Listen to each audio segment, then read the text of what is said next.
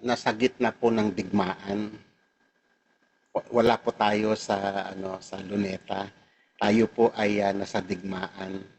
At ang ating mga anak ay bombarded ng secularism, prevailing secularism na nakikita nila sa paligid. So, yung atin po kasing culture ay rapidly na nagbabago ito, ina-adapt yung mga evil practices ng mga pagan cultures na matatagpuan ito sa iba't ibang mga bansa. Tayo as Christians, kung hindi tayo tatayo strongly sa mga biblical standards na tinuro ng Panginoon sa atin, sa scriptures, magugulat na lang tayo isang araw ang mga anak natin, wala na. Natangay na ng mga mundo, ng mga bagay na nakikita nila sa mundo. Okay, so papaano pinipresent ng media ang mga kalalakihan? So, ang makikita ninyo sa televisions o sa media, common ninyo makikita ang lalaki, ang kanyang bilang isang adulterous, drunkard, gamblers, violent man, abusive, at marami pang iba. At sa ibang presentation naman, minsan ang katulad si Bart Simpson. Si Bart Simpson ay isang image ng isang lazy na tatay, no? Weak. Yung iba naman na presented as gay, effeminate, and irresponsible man. So yan po yung nakikita sa television, the way they present yung lalaki. Yung iba naman mga pakyut, okay? Yung mga tinatawag na macho man o machismo. Okay, so ganun po. Nakakalungkot lang na isipin na ibang-iba na, ang layo-layo na ng image ng lalaki according doon sa uh, pagkakatawag ng Panginoon. So yung mga anak natin, so nakikita nila yung ganong image ng man at lumalaki sila na nakikita nila yung sa TV na ganon ang presentation. So hindi natin napapansin yung mga bata na i-invade yung kanilang puso't isipan ng mga ganong kaisipan.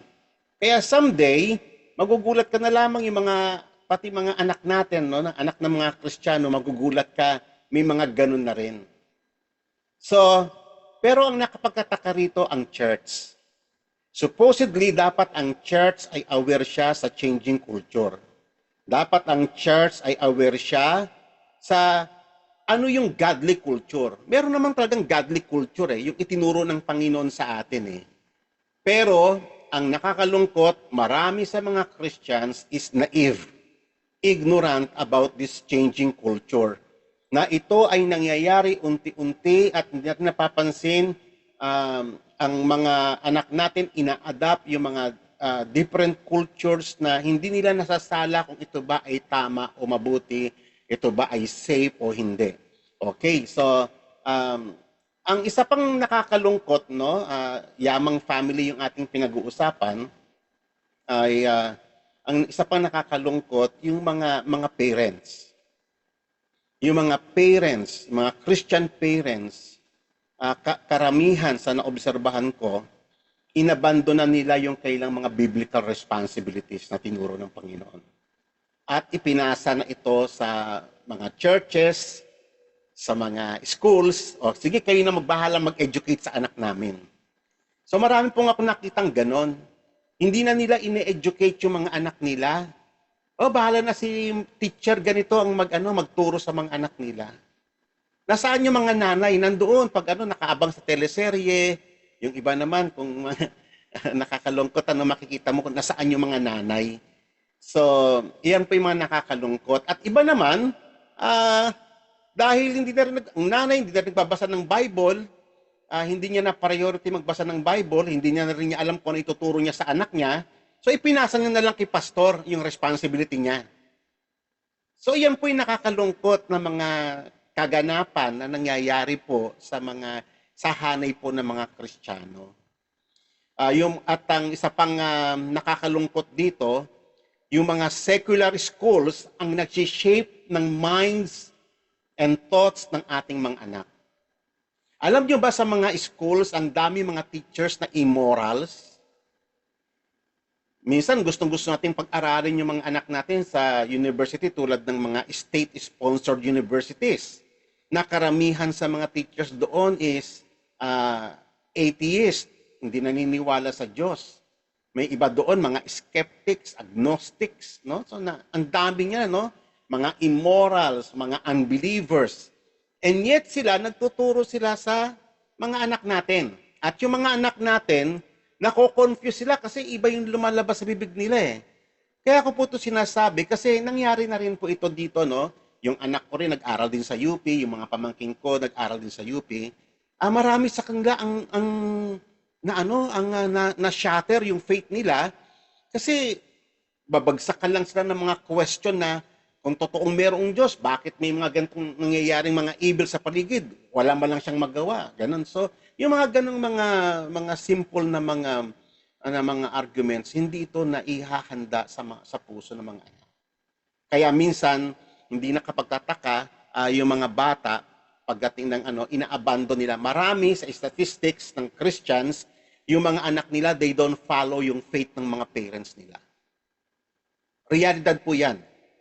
Actually, sa yung Barna survey, kung kayo po aware doon, maraming mga Kristiyano ignorant about sa yung mga importanteng turo ng Biblia. Kaya rampant, no wonder na yung abortion ay rampant doon sa hanay ng mga Kristiyano. Yan po ay sa mga statistics na nakikita po. Okay, so nakakalungkot. Itong mga secular schools, itong mga immoral na mga teachers ang nag-i-indoctrinate sa mga anak natin kung ano yung kanilang mga pagan beliefs and doctrine. And yet, ang mga magulang, they are not aware na nangyayari yung mga ganun. Okay, so, at isa pang worse na pangyayari sa loob ng tahanan ay yung mga parents, ginawa nila yung gadget na ginawa nila na parang tutor ng mga anak nila. Ginawa nilang pang-entertain sa mga anak nila mula pa nung bata. Kaya lumaki yung mga bata sa feeling ng gadget, cut off sa reality, cut off sa society, cut off sa community. Nandun lang siya, siya at yung gadget niya. Lumaki siyang ganon. And sometimes na reluctant na siya pag-aayain sa church kasi nandun siya sa may gadget niya, unahin niya yung mga games niya. Nakakalungkot po yan. Mga totoo pong nangyayari yan sa loob ng mga members o family members ng mga Kristiyano. At ang nakakalungkot nito yung mga parents, hindi nila sinusupervise yung anak nila. They just give them the gadgets, the computer, the cell phones o tablets or whatsoever na gadget yan without any precaution na baka ba yung anak nila, kasi alam nyo naman ng internet, open na open yan sa anumang mga idea, evil na idea open na open yan. Ang pornography, open na open yan. So ano-ano yung mga nakikita ng mga anak natin sa internet, ang dami. Kaya minsan, di mo napapansin, may mga anak mo, yung ibang mga anak nagsi-suicide na ginagaya na nila, na akala nila okay lang abortion, na tututo sila na minsan nakipag-date sila na hindi nila kilala, ganon. So, rampant yan sa internet. Yung mga anak natin nagiging victim, dahil sa kapabayaanan din at ignorance din ng mga parents, na hindi nila napapansin na yung kultura natin ay nagbabago. Ibig sabihin ng pagbabago, nagwo-worsen. Okay? Palayo ng palayo sa biblical standard. Patuloy na nagpa-plunge yung ating society na patuloy na ina-adapt yung mga evil cultures na ginagaya natin sa iba't ibang bansa. Pati mga salita, ginagaya natin without any prohibition man lang. Wala man lang kahit na kaunting na pagmamat. Tama ba itong ginagaya natin? Pati pananamit, fashion, nakita natin ina-adapt even ng mga anak natin. Diba? So, uso sa iba yung mga nagtatato. Yung mga anak natin, nagpagkataka, ang daming mga anak ng Christian nagtatato na rin. Diba? So, fashion, yung, pati yung mga relationship, kasi bombarded nga sila ng mga teleserye. Alam mo yung mga teleserye sa TV, mga papaano yung mga, papaano pinipresent yung relationship. Fantasy yun eh. Hindi ganun ang totoong relationship. Yun yung mga ideas na pinipresent ng mundo, and yet wala tayong ginagawa to prevent our children. So nakakalungkot. Even sa school, alam nyo ba kung ito ay panoodin nyo sa YouTube, matagal na ito, ilang taon ko na itong napanood eh. Yung indoctrination ng mga bata, especially ito sa Canada ito ng CBN News. Okay, so panoodin nyo, andyan yung link sa YouTube, panoodin nyo yan na pati ang school talaga na invade na, iniindoktrinahan na yung mga bata about SOGI agenda or yung mga LGBT agenda. Ginagawa nila itong para maging acceptable sa mga bata na ganito. Ito, normal lang ito. Isipin niyo yun, yung mga bata. Sa Norway nga, na may napanood din ako na documentary, yung mga bata, utos ng government na yung mga anak nila, mag-prepare sila ng dalawang klaseng damit, pambabae o panglalaki, pati mga dolls nila. Pati yung mga teachers sa school, pinagsusuot na rin ng two kinds of clothes. Yung mga babae, pwede sila maglagay ng artificial na bigote, ganun. Pwede, yung lalaki, pwede magpalda. So ganun tinitrain na nila na hindi mismo yung for example hindi yung kasarian, hindi yung kasarian na magdetermine ng kung ano ang gender nila. Yung bata, paglaki nila, sila yung magde-decide kung ano yung gender nila. So nakita nyo kung gaano nakalayo yung narating. Etong fallen man, yung pagbulusok ng kaisipan ng mga tao na ina-adapt natin tayo para mga Pilipino, gaya-gaya tayo sa ibang mga bansa kung ano yung uso ginagaya natin. So nakakatakot ito mga kapatid. This is a very alarming situation. At meron pa nga nakipag-contest pa sa mga ito dahil nakikita ng mga satanist na, oy, bakit yung mga LGBT group pinapayagan sa ganito-ganito? Kami rin. So gumawa rin sila ng curriculum ng satanism, ginawa nilang cartoons yung mga ideology ng satanism. Nakita niyo mga kapatid kung gaano naka-confuse yung ating society. Hindi porke government ang nag-govern sa atin, paniniwalaan na natin lahat ng sinasabi nila. Ang mundong ito ay nasa kadiliman. Tayong mga hinirang ng Panginoon ang nasa liwanag. Tayo'y naliliwanagan kasi yung salita ng Diyos ay naituro sa atin. So ngayon, napansin natin, tatandaan po natin mga kapatid, ang Diyos ang lumikha ng mundo. At siya yung nag-set ng mga boundaries sa lahat ng bagay. Ang boundaries ng ocean, sa sea, sa land, yung boundary ng light and darkness, yung boundary ng rainbow or whatsoever. Pero higit sa lahat, dito sa social order, si God ang nag-set ng permanent boundaries. Yung lalaki, yung babae, yung mga anak, yung church, yung society, si God ang nag-define ng permanent boundaries. Siya ang nag-define what is man, what is woman, what is children, what is church, what is society. And yet, ang mga tao, yung ating mga politicians, yung ating mga educator, they keep on redefining what God has already defined. So, ano ang result? Confusion. At isa sa mga major na confusion na nakikita natin sa paligid ay yung confusion tungkol sa role of man. Minsan mag-try kayo, mag-interview kayo sa mga lalaki sa inyong paligid. Try to interview a man. Ano ang biblical role ng man? Ay, hindi na nila alam yan. Magtanong ka sa mga edukadong tao, sa mga tao na yung mga matataas ang pinag-aralan, magtanong ka. They don't know that. So, sino nakakaalam? ng role of man, yung biblical role of a man. Ano ang purpose ng family? Ano ang role ng babae according to the Bible? So, sino nakakalam nun? Yung mga anak lang ng Diyos. Don't expect the world will educate us about the Bible. Tayo, kaya nga tayo ay ilaw ng sanlibutan.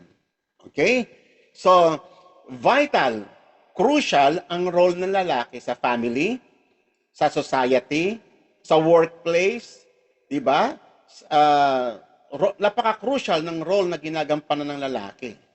And since man abandoned the biblical concept of his manhood and no longer function kung papaano siya dinisenyo ng Panginoon according to God's mandate, so ano nangyayari sa mga lalaki?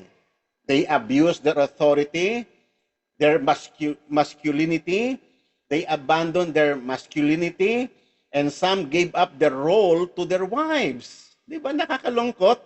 Ipinasa na nila. Hindi nyo napapansin sa may church, puro babae. Kasi, sige, payag naman sila yung anak nila dalhin sa church pero si nanay na lang, wala na yung tatay. Basic sa role ng tatay, dalihin yung anak niya, yung pamilya niya sa Panginoon. Pero kita nyo ngayon, di ba? Ipinasa na nila sa may babae yung role. Kaya ito namang si babae naman, inassume naman niya yung role ng asawa niya. Another mistake na naman yan. So, ang daming mali, patong-patong na mali. Why? Kasi we abandon the biblical concept. Kung ano yung order ng creation na sinet ng Panginoon. Right from the very beginning. At hindi rin tayo nagbabasa ng Bible. Nakakalungkot po yan. Okay? So, marami sa mga lalaki, puro macho man na lang. Parang Fernando Po Jr. type, ganyan, no? Yung mga inaangaan natin, mga medyo astig, katulad ni Robin Padilla at iba pang iba dyan. Puro pamacho, pagwapo, pero empty. Diba? Empty ang kailang mga pagkalalaki. Devoid of true functionality ng isang lalaki. Okay. So ngayon, ito po tatandaan po natin, we are under assault. Our families is under assault ng tinatawag na changing culture. At dapat tayo mga kapatid, maalarma tayo rito. Sapagkat yung mga sinasabi ko sa inyo ay talagang nangyayari sa ating kapanahunan. At mag-worsen pa ito sa mga sunod pang mga henerasyon. Okay? Ako na-witness ko yan eh. Ang bilis ng pagbabago. Ito, for example, itong lalaking ito. Ito po ay si William Bruce Jenner. Kung kilala niyo siya, ito pong taong ito ay champion ito sa decathlon. Alam naman po ninyo yung decathlon, no? 10 uri ng mga sa sports yan. At for 6 years talagang sumasali siya sa Olympic na palaro at nakuha niya actually yung 3 successive years ng record, world record, and gaining fame as an all-American hero. So, idol ito, no? Magaling ito sa larangan ng sports. Iba't iba mga sinasalihan niya. Okay. So ngayon, siya ay mayroong 6 na anak at mayroon siyang yung 6 na anak ngayon ay sa kanyang 3 successive wives, no? Ibig sabihin, pabago-bago siya ng asawa. Nagkaroon siya ng 6 na anak. At ngayon, sino na siya ngayon? Sino na ngayon si William Bruce Jenner na isang athlete? Okay, sino na siya ngayon? Okay, noong 2016, ano ba yung calendar na to? In 2015, October 2015, siya ay naging Woman of the Year ng Glamour Magazine. Okay? At hindi na William Bruce Jenner. Siya na ngayon ay si Caitlyn Jenner. I-research ninyo. Hindi po ako nagpapabricate ng kwento. Panoodin ninyo. Sa video, sa YouTube, panoodin niyo siya. Search ninyo. At hindi lang siya yung ganito. Marami pa. Ito literally, na inabandon na nila yung kailang pagkalalaki. Ngayon, tatandaan po natin, if we ang kung ang sang kung ating ang lipunan no na patuloy na dinideny yung sexual differences ng male and female, tatandaan po natin ang tawag po diyan ay sexual perversion or departure from God's ordained sexuality. It is a direct assault to the order of creation for a godly society. Okay. At dahil nga ngayon, sa panahon natin ngayon, common na inabandon na ng mga lalaki yung God's law at yung kanyang mga salita. So, what is the result? Confusion. So, kaya nga mga kapatid, pag tinanggal po natin ang salita ng Panginoon, even sa ating kalagitnaan as Christians, pag hindi na tayo seryoso na pag-aralan, paano ba ginawa ang lahat ng bagay? What is God's design and God's purpose for everything? Sa family, sa society, sa man, sa woman, sa children. Pag tayo din na natin na alam yung mga bagay na yan, then, nakakatakot po yan. Kasi dyan nag-umpisa po yung confusion. Okay? Ano ang result ng confusion? Chaos. And next, destruction. And lastly, death. Okay? So para maiwasan natin mga kapatid, ang mga bagay na to, mahalaga na balikan natin yung ano ba talaga ang pamilya according sa scriptures.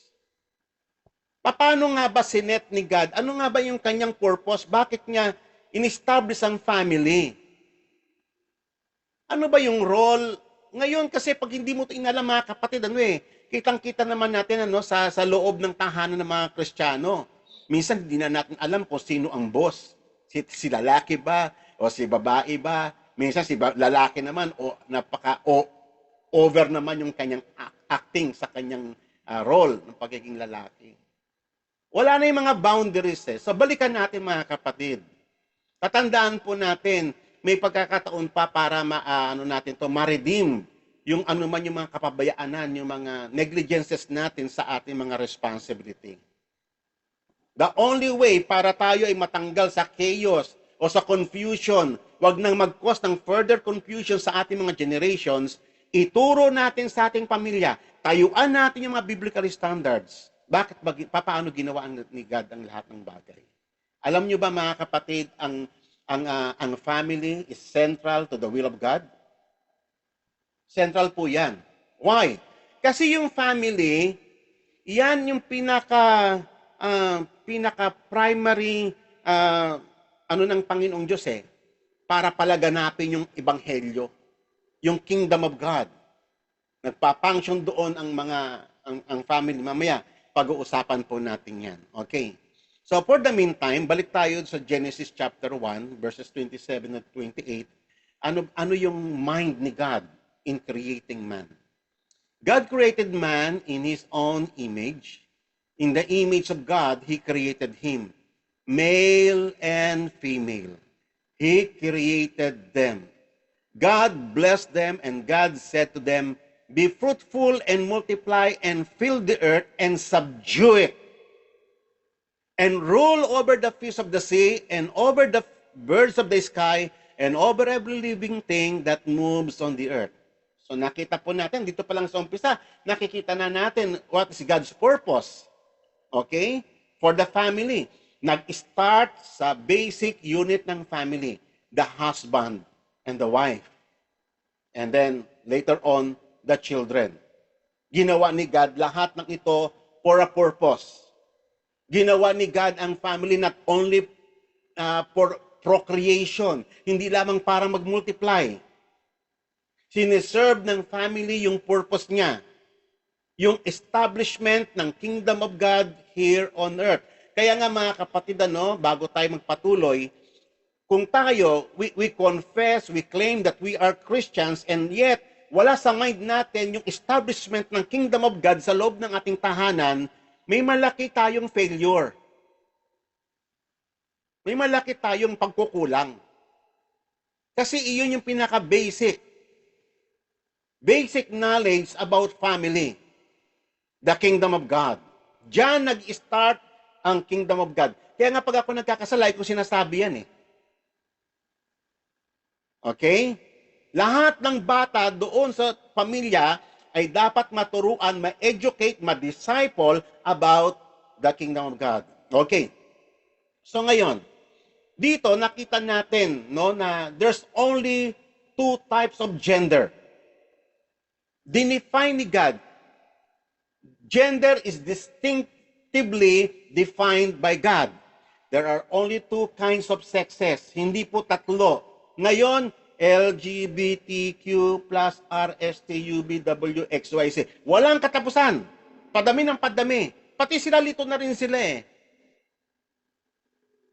Male and female.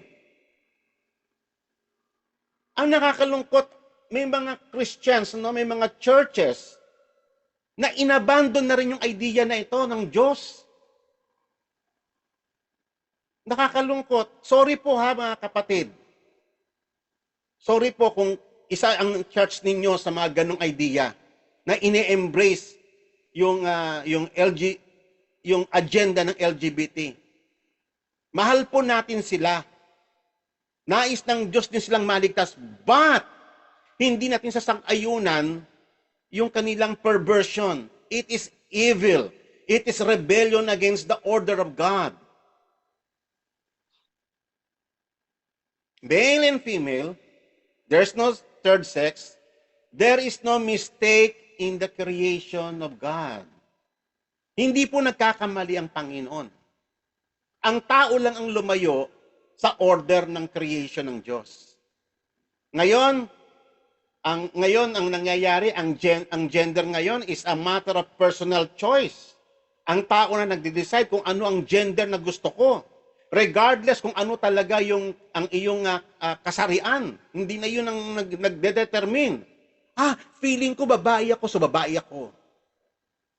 Feeling ko boy ako, kaya boy ako. Nakita ninyo mga kapatid? Yan ang effect ng pagbagsak ng tao sa kasalanan. Ang tawag po dyan ay depravity. Ang nakakalungkot niyan mga kapatid, yung sinasang-ayunan pa ng mga magulang. Nagkaroon kami noon ng katulong. Nakita ko yung bata, ang liit pa noon eh. Hindi ko napansin na malambot siya kasi masyadong clingy sa nanay. Tapos later on, nung paglipas ng mga panahon, nakita ko yung bata sumasayaw ng malaswa. Tapos sinanong ko yung mga kamag-anak na, bakit ganun yung batang yun? Ay, bading. Yung nanay, tawa ng tawa, sumasayaw siya ng ganun. Meron nga kaming isang church member na sinaway ko eh. Kasi nakita ko na yung bata, ang liit-liit pa na bata, yung kapatid niya na maliit pa, elementary, nagsasayaw ng ganon, and then actually anak niya yon, nagsasayaw ng ganon. Tapos sinaway, bakit mo inahayaan yung anak mo ganon, i-video na makita sa public na ganon, malaswa, parang napaka-erotic nung sayaw. Sabi, sinuturo ng ganon, sinaway kong ganon eh, kasi hindi tama yun. Hindi po tama yung ganon. Okay? At role natin na sawayin natin mga kapatid, yung mga ganon. So tatandaan po natin, una, ginawa ng Diyos ang tao, male and female, at wala na pong third sex, At ang dinefine ng Bible ang family, man at saka ang woman. Okay. So sabi po ng binasa natin, ang tao, ang lalaki, was created in God's image. At sinabi rin po yan sa may Bible, dinefine din po yan ng Bible. Ibig sabihin po ng image of God, yung character ng Diyos. Hindi po yung physical traits ng Diyos, but yung kanyang character, yung kanyang holiness, yung kanyang truth, yung kanyang knowledge, yung kanyang dominion, yung mga tinatawag na attributable, yung mga may term doon sa theology, yung mga naipapasa na attributes of God. Yun ang binigay ng Panginoon. Pero yung pagiging omniscient niya, yung pagiging eternal niya, hindi yung binyahagi sa atin. Kundi yung kanya mga holy character. Okay? Yun yung image ng Diyos sa atin. Actually, marami pa ito. Yung love, yung joy, yung peace, yung righteousness, yung justice. Lahat ng iyan ay character ng Diyos na doon nilikha ng Diyos ang tao sa larawan niya at saka sa wangis niya. Okay? Para maging malinaw po sa atin yan. Man, tatandaan po natin, man is a created being and was created by God and not a product of evolution. Bakit ko po ito sinasabi? Sa school ngayon, mas yung leanings ng mga educator natin, ang leanings nila evolution. Minsan manonood yung mga anak natin ng Discovery Channel, ng iba pang mga science na channel, ang nakikita na, ang explanation about the origin of the universe, ang origin ng tao is evolution. Big Bang Theory. And then, anong ginagawa natin? Sinasaway ba natin? O maaring ayaw nating sawayin kasi hindi rin alam yung paliwanag. So nakita niyo yung problem? Hahayaan natin yung mga anak natin na kainin ng ganung mga ideologies, mga pagan ideologies. Nakakalungkot. Ina-abandon na natin yung ating mga role na dapat alamin natin yung sinasabi ng Panginoon and then teach our children. Bantayan natin yung ating mga anak. Okay? Man is a creature and he cannot exceed his creatureliness. Bakit ko po ito sinasabi? Sapagkat all throughout history, lumalagpas ang tao sa kanyang, tumataas ang tingin niya sa sarili niya. Minsan akala niya Diyos na talaga siya. At actually, yan ang original sin of man. Okay. Even if he deny it, he always has been and always will be a creature of God. May mga tao na dinidinayan, ay hindi ako nilikha ng Diyos. Mas pinapaniwalaan pa nila yung na sila'y galing sa Big Bang. Okay. He cannot defy the limitations that God has set before him. Okay. So the calling of man. Sabi po ng Genesis chapter 2, kung babasahin niyo po yung chapter na yon, then the Lord took man and put him into the garden of Eden to cultivate it and keep it. Okay? So yan po yung basic. At nakita po natin aside from cultivating and keeping the land, ano pa ang role ng lalaki? Pinangalanan niya yung mga hayop. So yung mga hayop, they came by pairs and he give them names. Actually, that is a scientific function. Mahirap yun papangalanan mo yung ibig sabihin napakataas ng intellectual capacity ni Adam. Nasa perfection siya ng mga time na yon.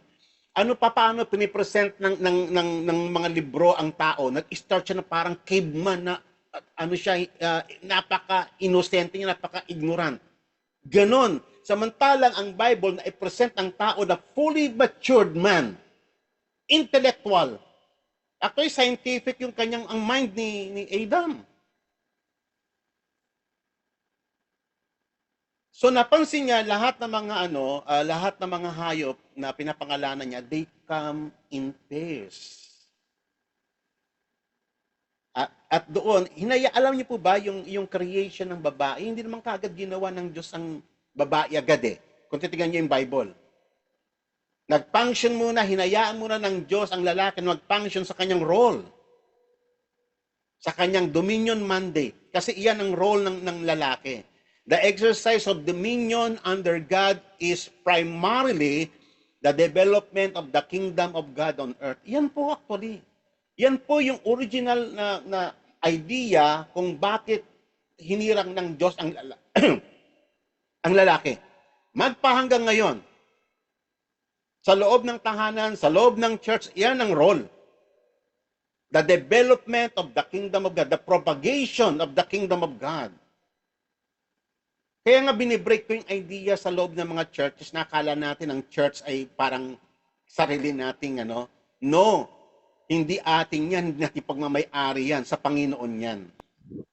Si Jesus Christ ang Lord sa church, Kanya yan. Okay, tayo mga servants lang tayo nagpe-perform sa church. Okay? We exercise dominion under God. Tatandaan ninyo, i-underline nyo po yung under God.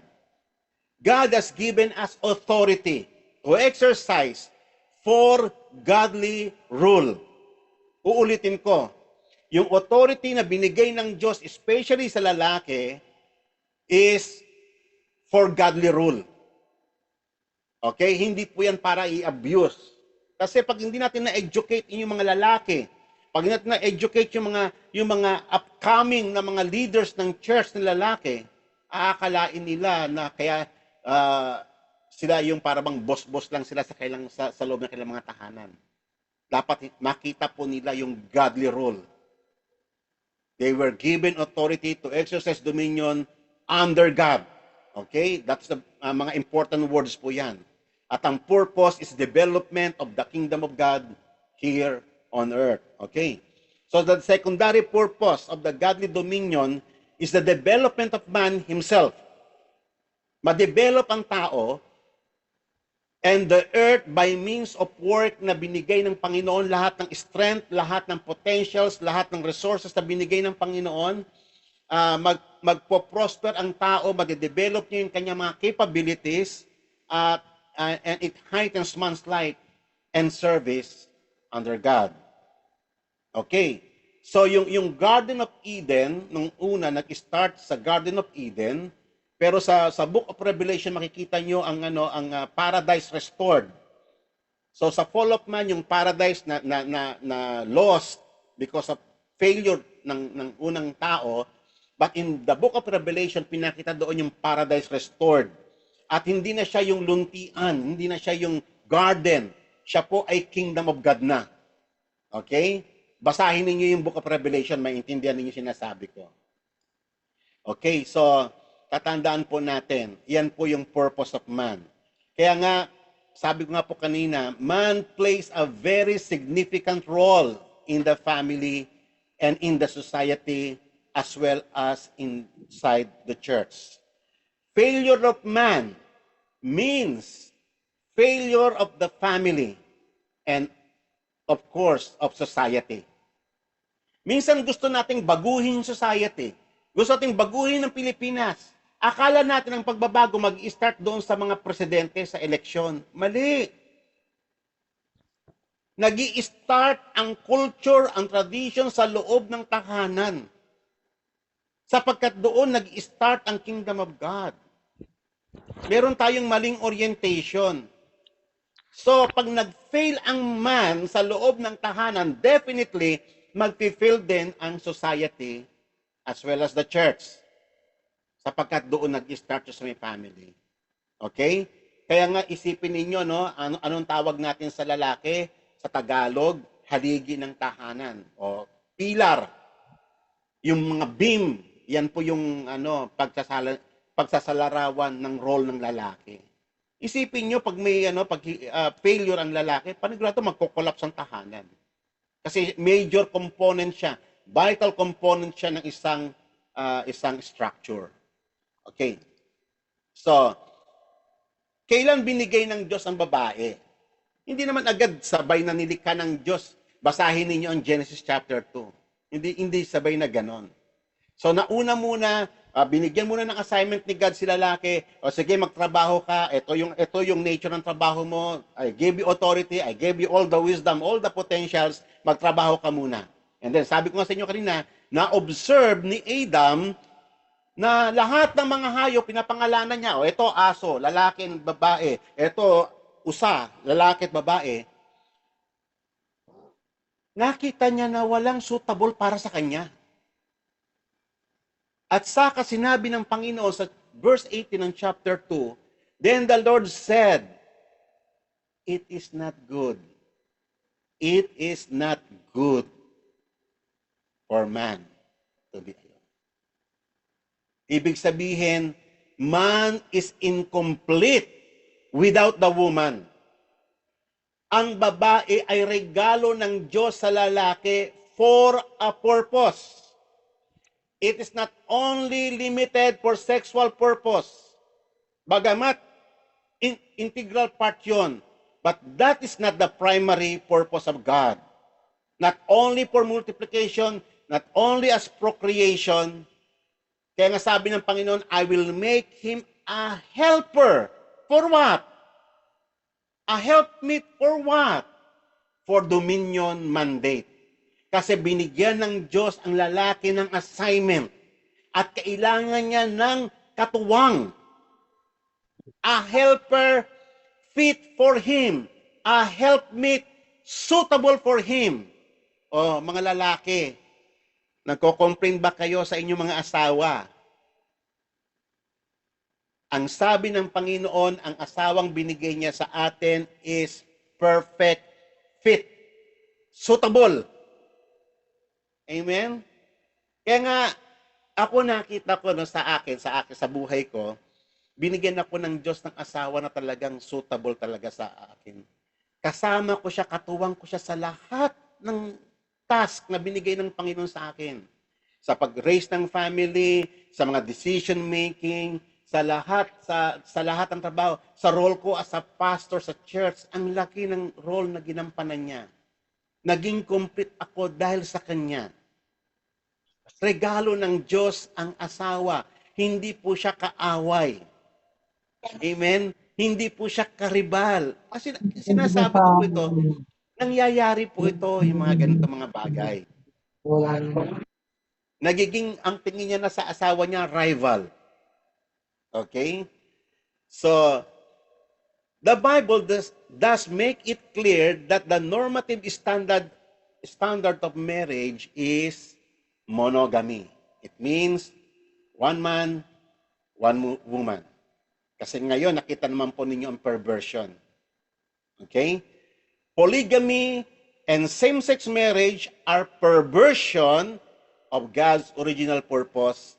It is a direct assault to the sanctity of marriage. Okay? So, yan po, no? Importante po ito na pagtiyagaan natin ituro sa mga anak natin. Sa church, importante na maintindihan ito mga ganito. So that there will be no confusion among our members. Failure sa mga pastors na ituro ang mga bagay na ito, pananagutan ng pastor yan eh. Minsan, tanungin po natin, ano po ba lagi natin tinuturo sa church? Ano nga ba? Tinuturo ba natin yung dapat na ituro na nais ng Panginoon na maunawaan ng congregation? Okay? So, vital po ito. Ang lalaki, no, ang may purpose ang marriage. Minsan ang idea natin sa may paradise is parang a place of relaxation lang. No, hindi po ganon.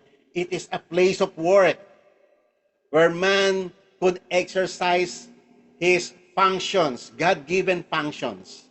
Okay. Ngayon, this is very beautiful. Ito yung remarks ni Adam nung nakita niya ang babae. Sabi niya, now this is bone of my bones and flesh of my flesh. She shall be called woman because she was taken out of man. Okay? Ano po ang ibig sabihin nun? Patandaan po natin ang babae, ano po yan ha? Hindi po siya inferior being. Hindi po siya slave. Hindi po siya pang decoration lang. Ito po mga sinasabi ko, nangyari po yan all throughout history natin. Nung time ng Victorian era, ang babae parang property lang pang decor eh. Kaya ang gaganda ng napaka-elegant ng suot ng mga babae noon. Dumating din yung mga panahon na ang babae para siyang slave lang siya. Wala siyang right, wala siyang dignity. Kung ano lang i-dictate ng lalaki, kung ano yung gusto ng lalaki, ibigay niya. So hindi po ganoon ang babae according to the Bible. Okay? Ang babae ay meron siyang equal dignity, may equal rights and privileges as a man. Kasi image niya yan eh. Mirror niya ang babae. ayon sa Biblia. Sinabi po yan ni Apostol Pablo, woman is the image of man. And the image of man is Christ. Diba? So, ang babae, as a mirror, nire-reflect ng babae yung calling ng lalaki. Kaya siya ibinigay ng Panginoon, bone of his bone and flesh of his flesh. Why? Kasi of the same person. Yung mga hayop, hindi niya makaisa, hindi siya makarelate sa mga hayop.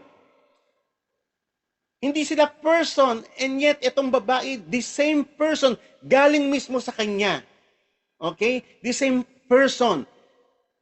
Intellectual, philosophical, analytical, able to communicate, able to manage, and have ability to rule like him. Alam niyo ba ang babae is a man of authority rin? So yun po yung mga pagkukulang natin ngayon, ano? Sila rin ay may mga authority rin. Sila po yung nasa next rank ng lalaki. Pero hindi sila ang head. Alam nyo ba, ang daming confusion dyan. One time may kinasal ako noon eh. Merong isang ninang na kilala dito sa aming lugar. After nung pinagsalita siya, yung as a remarks doon sa na-appreciate niya yung sermon. Kaya lang, pagdating doon sa may yung submission, ay nag-complain siya doon.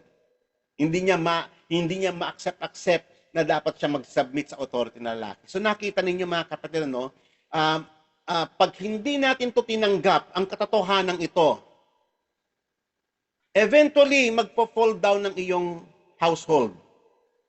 Kasi ito ay ginawa ng Diyos, itong order na ito, yung mga boundaries ng ating mga functions and rules and authority, binigay ito ng Panginoon para sa ikaliligaya ng ating buhay at ikatatagumpay ng ating saring lahi. So kung tayo ayaw natin sa mga idea na sinasabi ng Panginoon Diyos dito, we are in rebellion against His word and against His order. Okay? Uulitin ko, woman is a mirror of man to reflect his calling. Katuwang niya yan sa lahat ng gawain na iniatang ng Diyos sa kanyang balikat. Kasi ang lalaki, ang covenant man, ang lalaki ang kausap ng Diyos. It is God's creation, order, at hindi ito pwedeng baliin ninuman. Of the same person, of divine ability, of the same intellectual capacity, able to communicate, at marami pang iba. Okay? So yan po yung babae. Nakatuwang ng lalaki sa appreciation ng mga gifts ng Panginoon, appreciation ng beauty ng God's creation. A helpmate who will share with him in the fulfillment of his calling in the Lord, fit and suitable for man. Kaya nga ang mga lalaki hindi dapat nagko-complain, hindi nagkamali ang Diyos nung ibinigay si asawa. Okay? Amen. Amen po ba? So, pero ang headship, mga kapatid, ay binigay sa lalaki. Kasi ang lalaki ang covenant man. For the husband is the head of the wife, as Christ also is the head of the church. He himself being the Savior of the body. So malinaw po yan sa scriptures. So dineclare ng Word of God, let them have dominion. So ang dominion is a shared attributes, both man and woman. Sila ay parehas na magdodominion under God. But the headship in that dominion was given to man. Okay, to male. Together they are commanded to subdue the earth and exercise dominion. There is thus a common calling by virtue of a common creation in the image of God. Okay? Tatandaan po natin. Man exercises authority, but his authority is only and entirely subject to his own submission to the headship of Christ. Ang lalaki, hindi siya po pwedeng maghangad pa ng more than sa authority na binigay ng Panginoon sa kanya. He is under his Lord. Si Christ ang kanyang head. Okay? Ibig sabihin, ang lalaki, bagamat may authority siya, he is under authority kay Christ. At wala nang independent authority na nag-exist on earth apart from this concept. Okay, so ito po yung divine order. So, God the Father, and then God the Son, kinikilala niya ang headship ng God the Father. Ang husband o ang man, kinikilala niyang head niya ay si Christ. At ang woman o ang asawang babae, ang kinikilala niyang head niya ay ang husband. This is the order of creation. Sang-ayon po ba kayo dito o tutol? Sa totoo lang, maraming tutol dito. Diba? Kaya nga, yan yung mga discussion sa may 1 Corinthians 11. Okay. But I want you to understand that Christ is the head of every man, and man is the head of a woman, and God is the head of Christ. Malinaw po yan. For a man is the image and the glory of God, and the woman is the glory of man. Mirror yun ng kanyang ng kaluwalhatian na binigay ng Diyos. Lahat ng ito is for the glory of God. If we submit ourselves to the authority of God's word, then God is glorified. But if we rebel according to this order, then we despise His word and His rule over us. For man does not originate from man, from woman, but woman from man. Hindi to pwedeng baliin. For indeed man was not created for woman's sake, but woman for man's sake. So ang dami pong confusion rito, even inside the church, regarding this matter. Okay.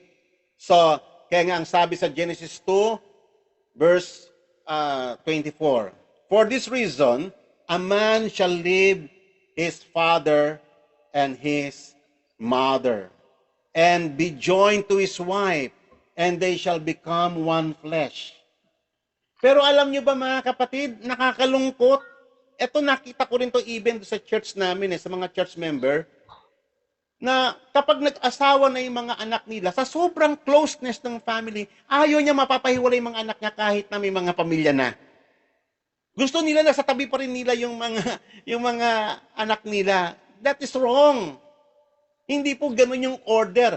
Ang order ng creation ng Diyos ganito, pag sila ay nag-asawa na, iiwan na nila yung kanilang original house at magkikreate na ng another unit, a separate unit under God. Amen? And he will be joined with his wife and become one flesh. Ano po yung tinuturo ng Diyos doon? Na inuutusan ng Diyos ang mga magulang. Listen, parents, to encourage your children to be a separate unit pag sila'y nag-asawa na. Hayaan nyo silang humiwalay sa inyo. Hindi nagsisiksikan kayo sa loob ng inyong tahanan. So that they may learn to live by faith in God. Tayo rin naman, tayo mga magulang, nag-start tayo by faith Naalala ko nga noon, walang pang tuition fee yung mga anak namin, walang alam mo, nasa may Baguio pa naman sila nag-aaral. Ito na yung tuition fee, yung kanilang pang dorm, yung kanilang pang pagkain, yung mga allowances pa nila. Ay, iyak kami ni Mrs. Living by faith, iyak talaga sa Panginoon. Diba? Kailangan din nilang matutunan yon yung mga hardships ng buhay. Kailangan nilang to learn to practice decisions in the light of the words of God. Na sila yung magdi-decide. Hindi yung lagi nakaharang si nanay. Pag yung i-discipline nila yung mga anak nila, teka muna. Alam nyo, mali yun. Hindi po ganun dapat. Teach them. Merong trial and error. Tayo din naman, ganun Nagkakamali rin tayo, but we learn from our mistakes. Bago tayo nag-mature ng ganito. Ako yung buhok ko bago to pumuti ng ganito. Ang dami kong mga mistakes but natuto ako doon. I learned a lot. Okay? Sila rin matututunan nilang how to cry to God in times of hardships, in times of crisis. Kailangan din nila matutunan yung ma-experience yung frustrations. Lahat ng ito ay integral part ng pag-develop natin sa faith natin at saka sa pag-grow natin into maturity. Kailangan din matutunan ito ng ating mga anak. To learn how to grow in their mistakes. Kailangan nila yon. Magkakamali rin sila. Kunyari, nag-invest sila sa ganito, na-scam pala sila. Minsan part yun, inaalaw ng Diyos yung mga bagay na ganun eh. Kasi sa pagkakamali natin, natututo tayo. Mas lalo tayo nagiging wiser. Okay? And learn to depend upon the Lord and not to their parents. Ayan. Alam nyo ako, may kilala akong ganyan. Ang dami kong kilalang ganyan. Dahil ang mga magulang ayaw mapahiwalay sa kanyang mga anak niya, doon lang sa may, nasa loob lang ng kanyang ano. So ngayon, nakadepende na yung mga anak. Hirap ng baguhin. So yan, ikaw rin ang magsasuffer niya in the end. Ikaw rin ang iiyak-iyak dyan. Yung anak ko, hindi marunong magano, ganto. Kasalanan mo yan eh. Kasi you didn't obey yung order of creation. For this reason, man shall leave their father and his mother and be joined to his wife, and they shall become one flesh. Okay. So ngayon, ang warning ng Panginoon, so they are no longer two but one flesh. And what therefore God has joined together, let no man separate.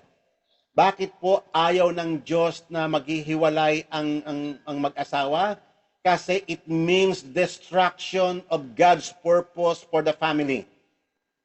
Ang family ay central sa purposes ng Panginoon because it is the basic institution na tinatag ng Diyos and the primary force in the fulfillment of dominion mandate and the Great Commission in expanding the kingdom of God.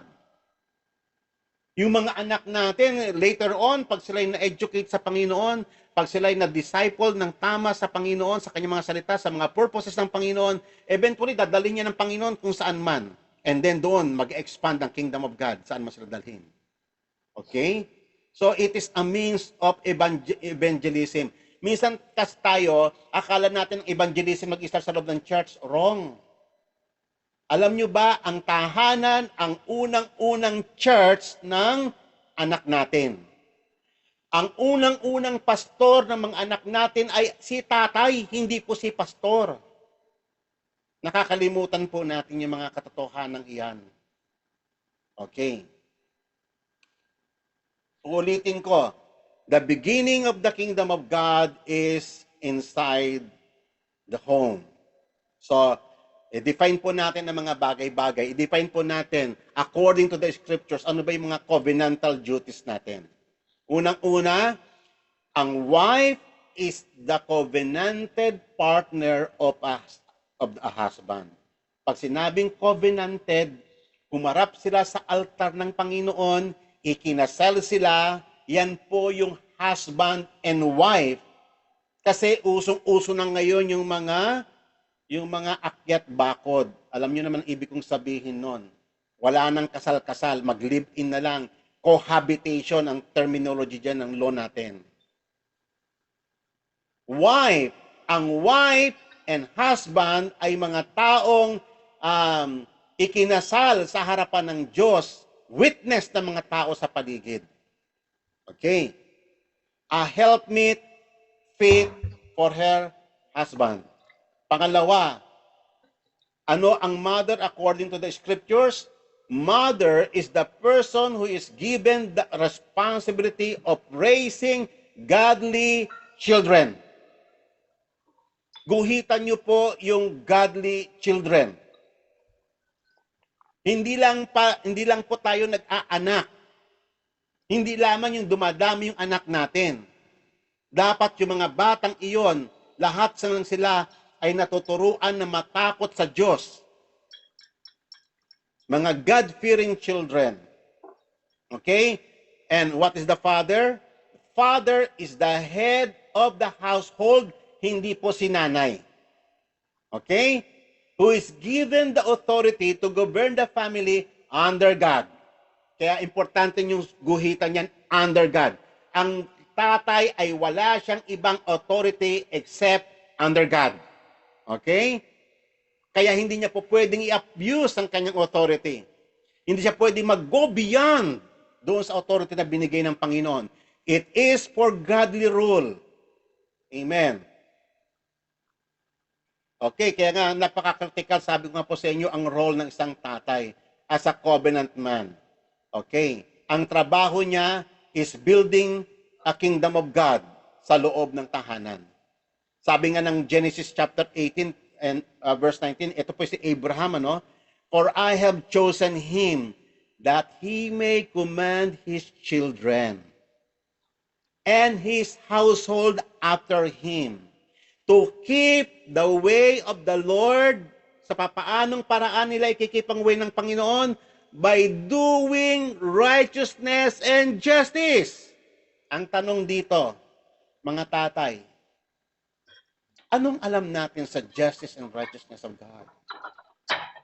How can we define this? How can we explain this to our children? Yan ang pinapaturo ng Panginoon. And this is the way of God, according to this verse. So that the Lord may bring upon Abraham what he has spoken about him. Nang sa ganun daw, ang Diyos, isa sa katuparan niya yung pangako niya sa kanyang saling lahi. So, this is the same promise to us, fathers. Umaasa tayo na pagpapalain ng Diyos yung mga anak natin, yung ating posterity, yung ating descendants. Dapat ito rin yung ating ano. We should command our children and our succeeding generations. Ituro ito, make them aware to keep the way of the Lord by doing righteousness and justice. Dapat vocabulary yan ng mga godly fathers. Okay. So what is a wife? What is a mother? Wife and mother are gender-specific term. Pang-female yan. Ngayon, bakit kailangan natin itong pag-usapan? Ngayon, minsan pag nagsama yung babae sa babae, lalaki sa lalaki, sino doon ang wife, sino doon ang mother? May mga kilala kong ganun eh. Confusion, meron silang inadapt kasi nga papareha silang babae. Siyempre, isa doon tatayong parang lalaki, di ba? So ngayon yung anak nila, nag-adapt sila ng anak, maliit pa noon, pero ngayon dalagitan na eh. Ang tawag ng anak niya, confused. Tawag niya doon sa tatay. Tawag niya isa nanay. We have to define this according to the Bible. Yung term na wife, yung term na mother are gender-specific terms referring for women, for female. Hindi po yan para sa lalaki. They are roles assigned to women. Likewise, the terms husband and father are gender-specific also. We must interpret them in terms of the roles given them by our Creator. Huwag po nating tawaging tatay yung hindi tatay. Babae yun eh. Tatawagin mong tatay. Para tayo nakikiisa doon sa may perversion. Ang trabaho nga natin at tayo mga Christian ay ibalik ang mga tao. I-educate yung tao tungkol sa Diyos, na merong Diyos. At ito yung order ng Diyos. Ito yung order ng creation. Amen po ba? Okay. Family is defined as the primary institution and social group both in terms of creation and in terms of priority within which mankind is to operate. Parents are father and mother and not father and father or mother and mother. Yan po ang parents. Kasi confusion yan eh. Kunyari yung anak, nag-aaral doon sa school, tatanungin ng registration, o sino ang pangalan ng tatay mo at nanay mo? Alam nga naman, bibigay yung parehas na pangalan ng babae. There's so much confusion ngayon. Ang trabaho natin, makawala ang mga tao sa confusion na yan by telling them the truth, by educating them according to the Word of God. They are gender-specific roles. They are governed in the creation o tinatawag na dominion mandate. Okay? Next. The sexual character of men and women is not a blind accident. It's not a blind and accidental product of evolution. Specifically, ginawa yan ng Diyos, male and female, kahit sa mga hayop. Okay? Hindi siya product ng evolution. It is not accident. There is no mistake in the creation of God. The fact of maleness and femaleness are basic to the creation mandate and constitutive of God's purpose for mankind. So, may purpose ang Panginoon. Bakit lalaki at bakit babae? Kitang-kita naman ninyo yung distinction na lalaki sa babae. Ngayon nga, dahil nga sa so much confusion, yung mga transgender, yung mga lalaki na nagpapalit ng ari nila, nagpaano sila, sumasali na sila sa MMA ng mga babae, sumasali sila sa boxing ng mga babae, sumasali sila sa, grabe, talagang talo babae, lalaki yun eh. Nagpatanggal lang ng ari yun. So nakita niyo yun, dahil sa confusion, nasisira pati yung sports natin. Umangal nga yung isang governor sa Amerika eh. Hindi tama yun. Okay? Importante ang ating morality sa harapan ng Panginoon. It is part of sanctification. Okay. So, as a Christian, ito po yung ating divine mission ng ating pamilya. As Christian, God has given us one vision to fulfill and a single mission to accomplish. We are to seek above all else is the kingdom of God and His righteousness, and to do the will of God on earth as it is in heaven. Yan yung tinuro ng Panginoon sa atin. Seek the kingdom of God and His will. The kingdom of God begins in the heart of the family. It is the Christian family that holds this kingdom mission in trust and instill this mission in its members. It is the Christian family that serves the first church, state, workplace, school in which children are prepared for godly dominion. Uulitin ko, ang Christian family, ang unang-unang church ng ating mga anak. Siya ang unang-unang state, the first society, the first workplace, ang tahanan. Diyan natuturuan mga bata ng mga responsibility. May mga magulang na ayaw pagtrabahuin yung mga anak. Ayaw bigyan ng responsibility. At ang family, ang unang-unang school ng mga bata, dapat ang mga magulang is able to teach their children. Huwag nilang ipapasa ang mga responsibility na to sa mga godless, sa mga wicked, sa mga immoral na mga teachers. Sila, hands-on dapat sa kanilang mga anak.